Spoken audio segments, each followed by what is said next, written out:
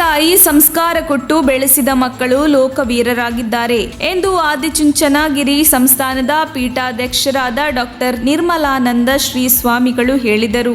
Tiptur taluk ಗಂಗನಘಟ್ಟ gate ಬಳಿ ಶ್ರೀರಂಗ ವಿದ್ಯಾಸಂಸ್ಥೆ ಕೀರ್ತಿಶೇಷ ಮಾತೃಶ್ರೀ ಶಾರದಮ್ಮ ಅವರ ಸ್ಮಾರಕ ಶಾಲಾ ಕಟ್ಟಡ ಉದ್ಘಾಟನೆ ಸಮಾರಂಭದ ಸಾನ್ನಿಧ್ಯ ವಹಿಸಿ ಮಾತನಾಡಿದವರು, ಆಚಾರಕ್ಕೆ ಅರಸನಾಗಿ ನೀತಿಗೆ ಪ್ರಭುವಾಗಿ ಜ್ಯೋತಿಯಾಗಿ ಬೆಳಗುವ ಮಕ್ಕಳು ಈಗಿನ ಸಮಾಜಕ್ಕೆ ಬೇಕು.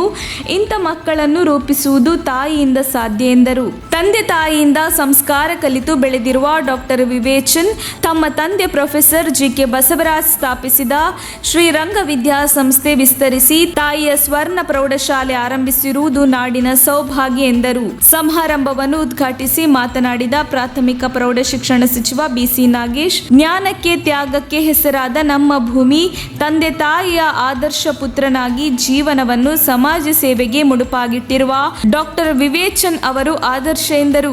ಕೆರಗೋಡಿ ರಂಗಾಪುರ ಸುಕ್ಷೇತ್ರದ ಶ್ರೀ ಗುರು ಪರದೇಶಿ ಕೇಂದ್ರ ಸ್ವಾಮೀಜಿ ಮಾತನಾಡಿ, ಡಾಕ್ಟರ್ ಪದವಿ ಪಡೆದುಕೊಂಡು ಐಷಾರಾಮಿ ತಿರುಗಾಟದ ಮತ್ತು ತಾಲೂಕಿನಲ್ಲಿ ಆರೋಗ್ಯದ ಜೊತೆಗೆ ಸಮಾಜ ಸೇವೆ ಮಾಡುತ್ತಿರುವ ಜೋಡೆತ್ತುಗಳಾದ ಡಾಕ್ಟರ್ ಶ್ರೀಧರ್ ಮತ್ತು ಡಾಕ್ಟರ್ ವಿವೇಚನ್ ತಾಲೂಕಿಗೆ ಮಾದರಿಯಾಗಿದ್ದಾರೆ ಎಂದರು. ಸಮಾರಂಭದಲ್ಲಿ ಒಕ್ಕಲಿಗ ಸಂಘದ ಅಧ್ಯಕ್ಷ ಹನುಮಂತರಾಯಪ್ಪ, ನಿವೃತ್ತ ಪ್ರಾಂಶುಪಾಲ ಜಿ.ಬಿ. ಶಿವರಾಜ್, ಡಾಕ್ಟರ್ ಶ್ರೀಧರ್, ಮಾಜಿ ಶಾಸಕ ನಂಜಾಮರಿ, ತಾಲೂಕಿನ ಗಣ್ಯರು ಭಾಗವಹಿಸಿದ್ದರು. ವರದಿ ಆನಂದ್, ತಿಪಟೂರು.